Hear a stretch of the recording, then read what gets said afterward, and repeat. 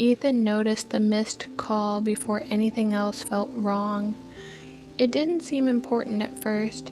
He had just got home, dropped his keys on the small table by the door, and reached for his phone out of habit. The screen lit up to show a single notification, one missed call from his own number. He frowned, staring at it for a moment longer than necessary. It didn't make sense, but it also didn't feel alarming. Probably a glitch, he thought. He cleared the notification and tossed the phone onto the couch. The apartment was quiet, an unusual silence that pressed gently against his ears. Ethan walked into the kitchen, opened the fridge, and stood as the cold air brushed his face. Everything felt normal, steady, unchanged. Then his phone rang. The sound cut sharply through the silence, making him flinch slightly. He turned toward the living room, his eyes settling on the couch where his phone vibrated against the fabric. For a brief second, he didn't move. Something about the timing felt off. When he picked it up, his chest tightened. The call was coming from his own number. Ethan let out a short, uneasy laugh, shaking his head as he stared at the screen. He hesitated, his thumb hovering over the answer button. Every logical part of his mind told him not to overthink it. Then, he answered. For a moment, there was nothing but silence on the other end. A voice came through. It was his. "Don't go back inside."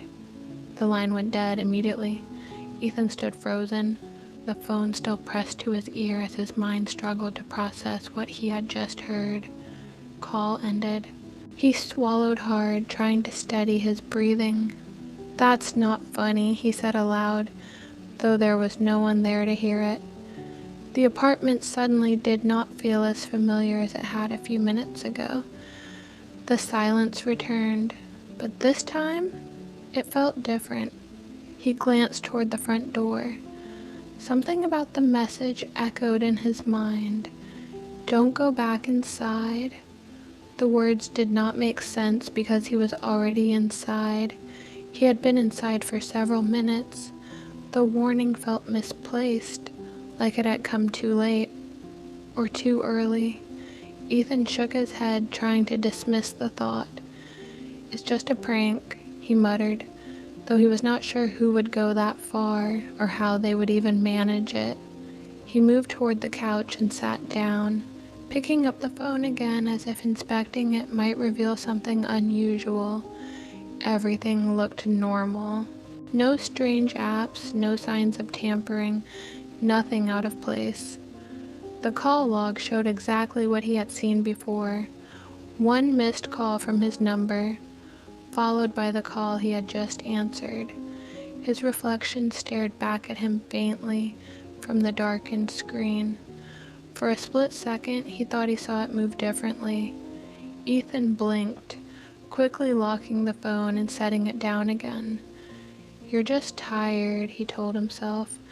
It had been a long day. His mind was probably connecting things that weren't there. Then his phone rang again. This time the sound felt louder, sharper, more urgent. He stared at it as it vibrated on the couch, his heartbeat picking up. Slowly he reached for it, already knowing what he would see before the screen even lit up. His number, calling again. Ethan didn't answer immediately. His thumb hovered over the screen as a quiet tension built in his chest.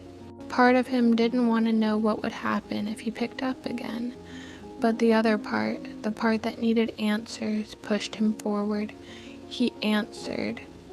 This time, the voice came instantly. "Why did you go inside?" Ethan's breath caught. It was still his voice, but there was something different about it now. It sounded strained, urgent, like it was trying to speak faster than it could keep up with. "What do you mean?" he asked, his own voice unsteady. "I've been inside the whole time." There was a pause. Then a quiet response. No, you just walked in. A cold feeling spread through Ethan's chest as he slowly turned his head toward the front door. It was still closed, exactly as he had left it, or at least he thought it was. Listen carefully, the voice continued lower now. When you hear the knock, don't answer it. The call ended again. Ethan didn't move. His eyes stayed fixed on the door, his mind replaying the words over and over. When you hear the knock, don't answer it. The apartment felt smaller now, tighter, like the walls had shifted closer without him noticing. Then it came, a knock, soft, slow, deliberate. Ethan's entire body tensed as the sound echoed through the apartment. It wasn't loud, but it didn't need to be. It carried a weight that made it impossible to ignore. Another knock followed, exactly the same. He swallowed, forcing himself to stay still. Every instinct told him to move, to check, to confirm who was there. But the voice, his voice, echoed louder in his mind. Don't answer it. The knocking stopped.